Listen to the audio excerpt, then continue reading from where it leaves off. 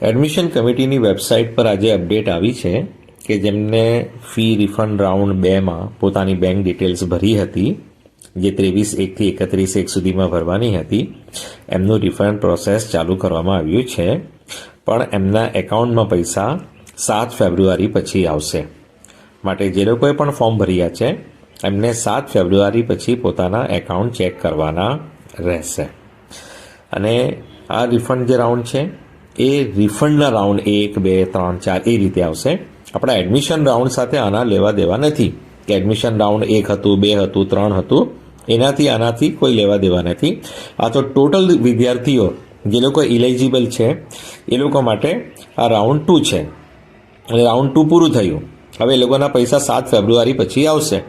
પણ આમાં પણ કોઈનું અનસક્સેસફુલ ટ્રાન્ઝેક્શન થાય તો એ લોકો ફરી રાઉન્ડ 3માં ભરી શકે છે ફોર્મ, કે ફોર્મ ભરવામાં મિસ્ટેક થઈ ગઈ, કંઈ થઈ ગયું જેથી રિફંડ નહીં થઈ શક્યું, તો ત્રીજા રાઉન્ડમાં ફરીથી એપ્લાય કરી શકશે. અને જેમને હમણાં સુધી નથી ભર્યું અને ઇલિજિબલ છે એ લોકો પણ એપ્લાય કરી શકશે.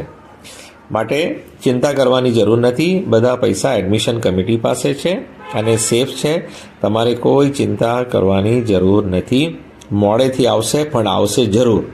કોઈના વહેલા આવે, કોઈના મોડેથી આવે, પણ પૈસા આવશે જરૂર. તમે ઇલિજિબલ હોવા જોઈએ. ઇલિજિબલ ક્રાઇટેરિયા બીજા વિડીયો ક્લિપમાં હું કહી ચૂક્યો છું.